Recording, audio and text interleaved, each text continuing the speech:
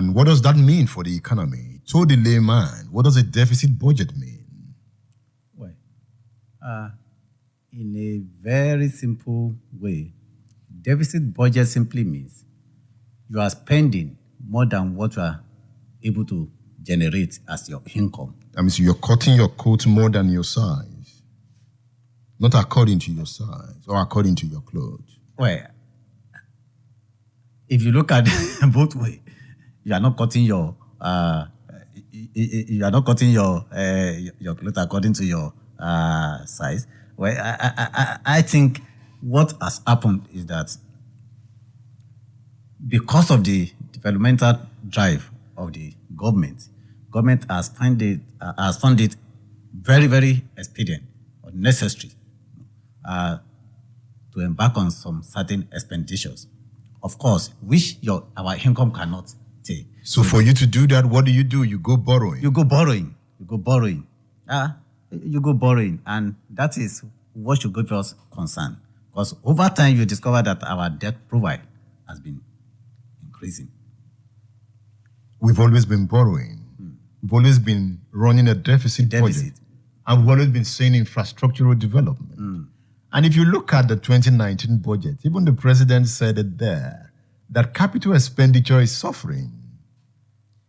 Because expected revenue is not even up to 60%. The expected revenue.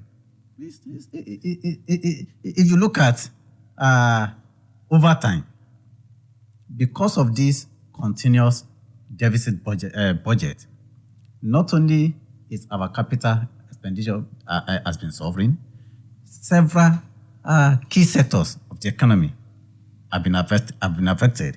Now, if you look at, I did a small analysis of the deficit. Now you discover that this deficit has been increasing over time. Now,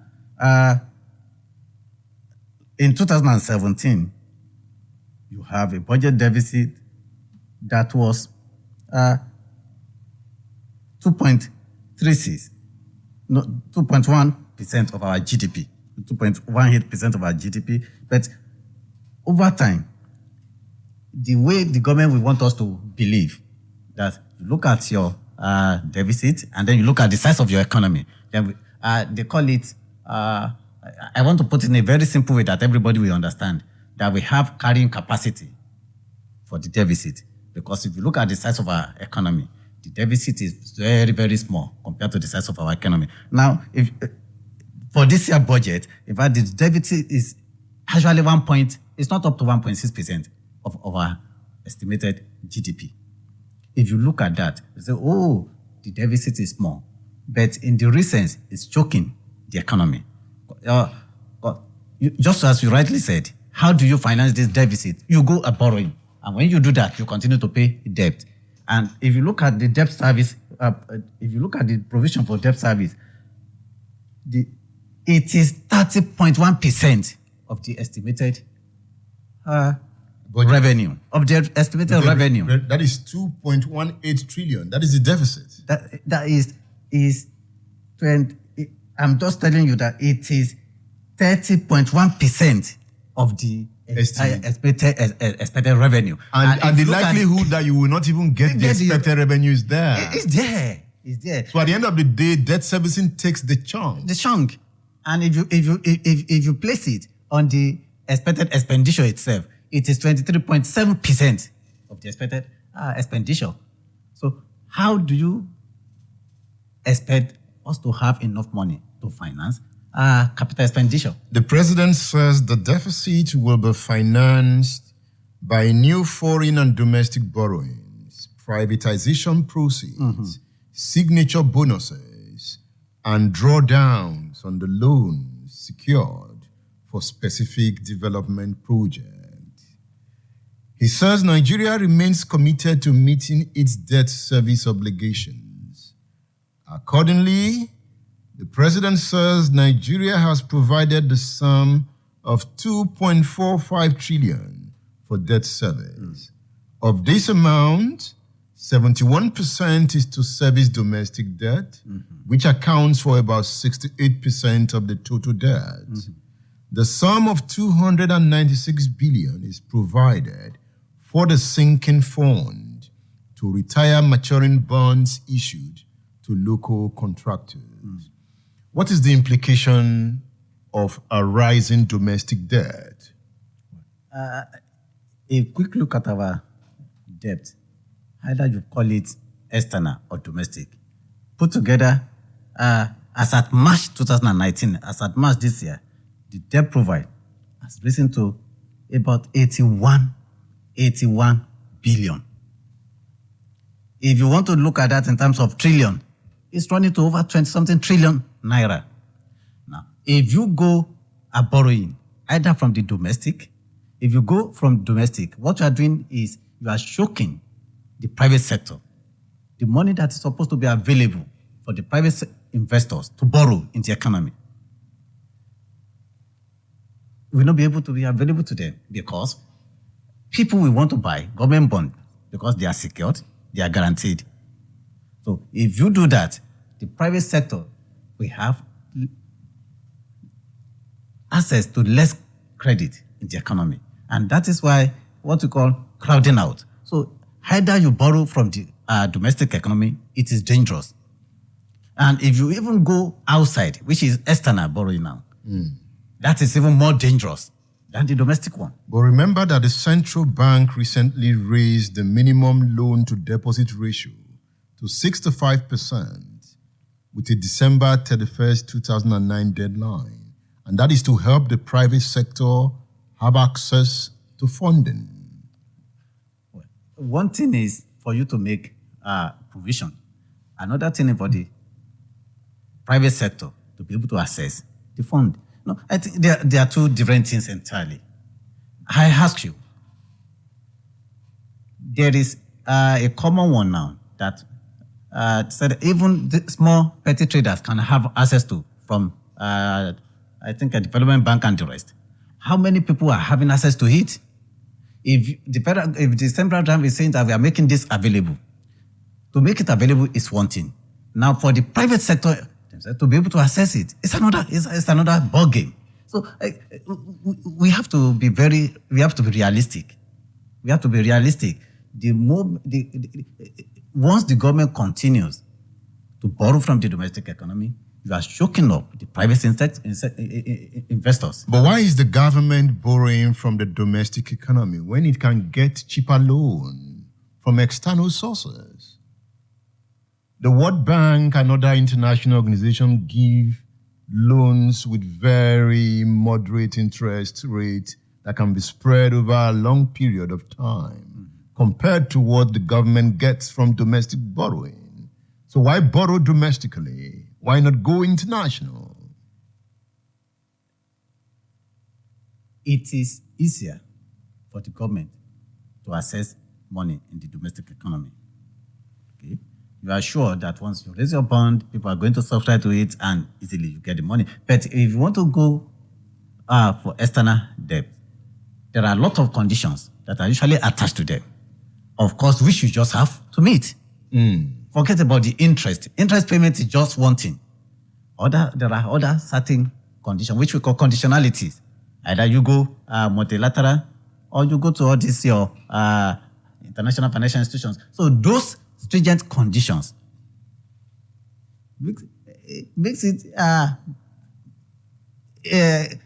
impossible for government to easily access them. And so the easier way out for you is to exploit what you have in your domestic and these conditionalities that sometimes we run away from are conditionalities that have to do with total liberalization. Open up your economy. Let foreign investors come.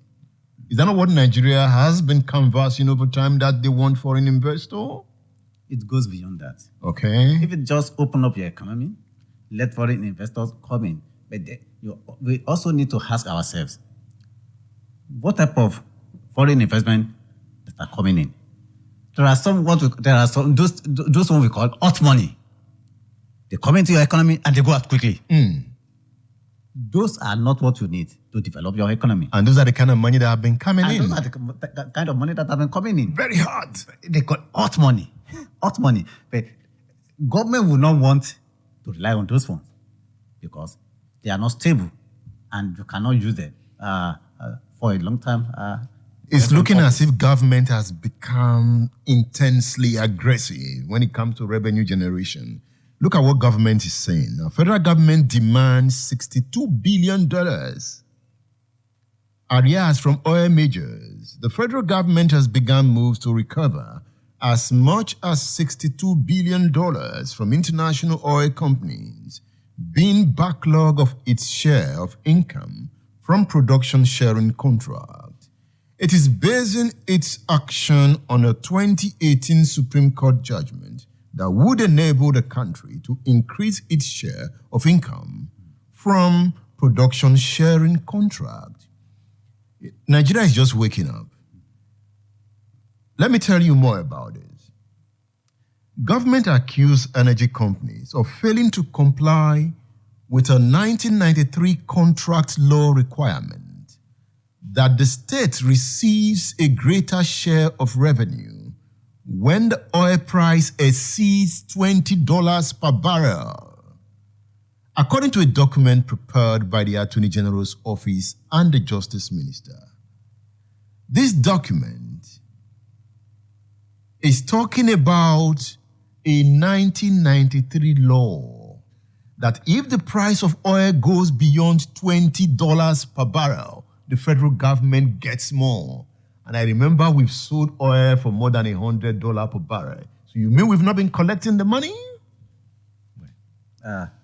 Edmund, you said it seems the government is trying to wake up. Why? I wouldn't look at it that way. Okay.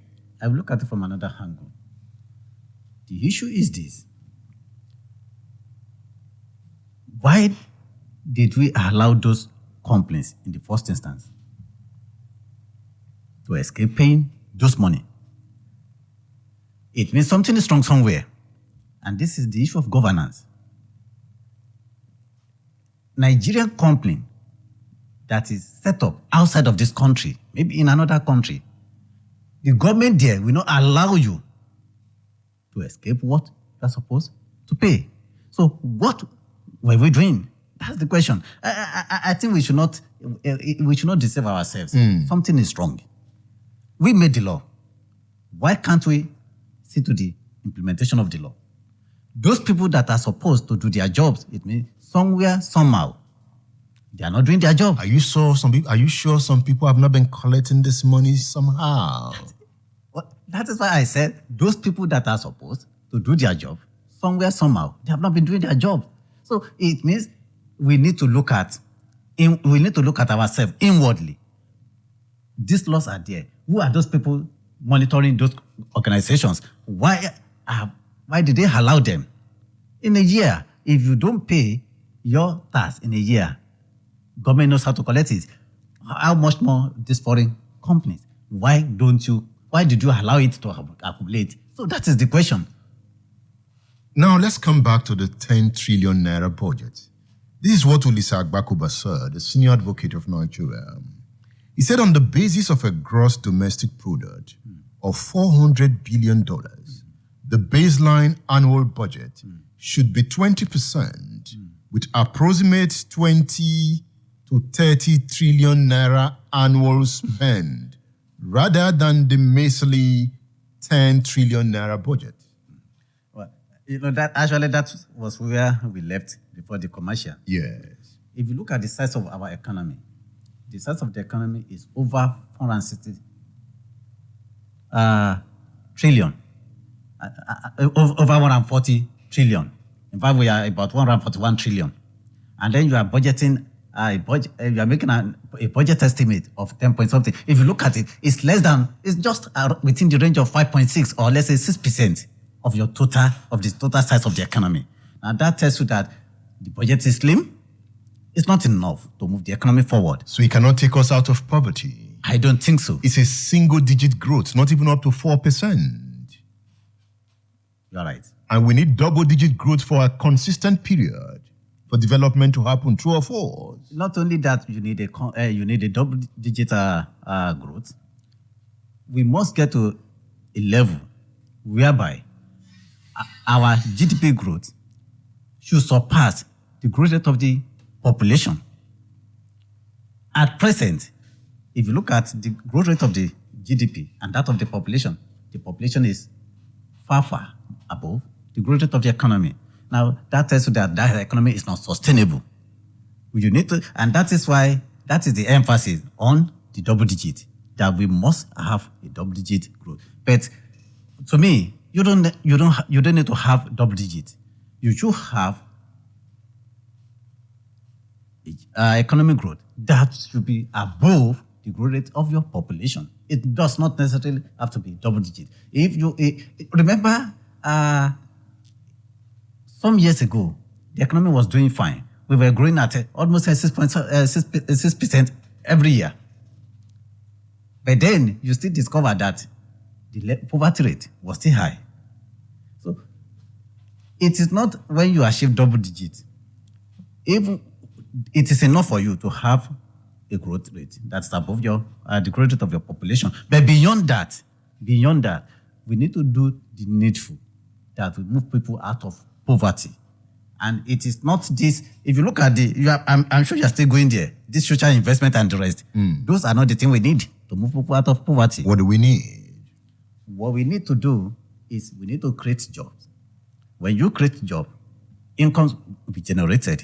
When income is generated, people will be able to consume. And once that is done, welfare will be enhanced. How do we create jobs in this economy?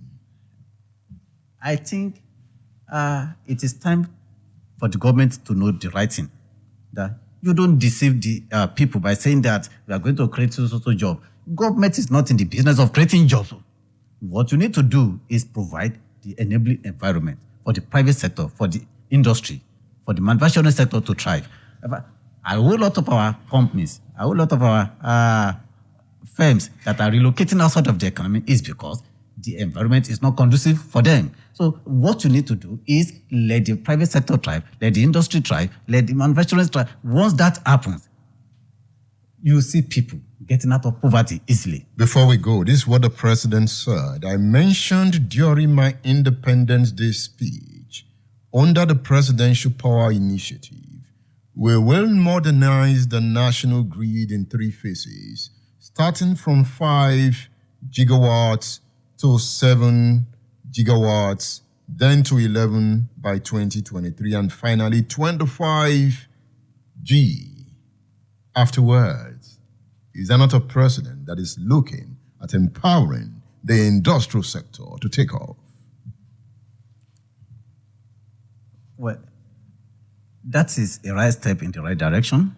But you see, most of these things, I see them as rhetoric. We have seen a whole lot of money budgeted for power sector in the past. What has been the result?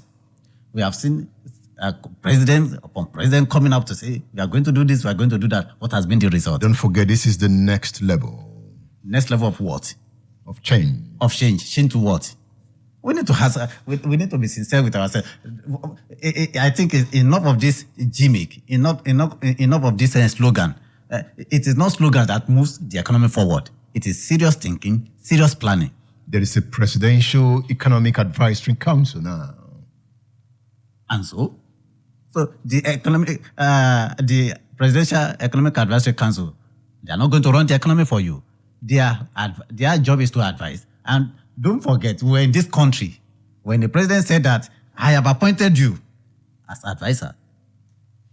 It is left for me to take your advice or not to take it. So if the advisory council, they are not the president, they are not the minister, they are not the civil servant running the economy. So you don't see hope in this budget? I think I will say, let us hope against hope. And let's hope that oil price will not crash. I don't see the oil price crashing below 60 in the next 1 year. I don't see it. Will it rise? As of yesterday, It is 67.3. Now, I believe, in spite of the tension here and there, the Cold War between US and China, this little tension in the Gulf region, I don't see the oil price dropping below 60 for now. Do you see a global recession like international institutions are predicting? Well, it is good to predict, but I can tell you that no country will want to go the way of recession again. We have seen it in few past years, and I think all the world leaders, they will do whatever is in their capacity to ensure that the world doesn't go into the recession again. Wow, it's a very large document. We can't take everything, but it's an ongoing discussion. Professor Abiodun Folawewo, thank you for featuring on State Affairs. Thank you once again for having me. Professor Folawewo is of the Department of Economics, University of Ibadan. I'll be back after this break. Don't go away.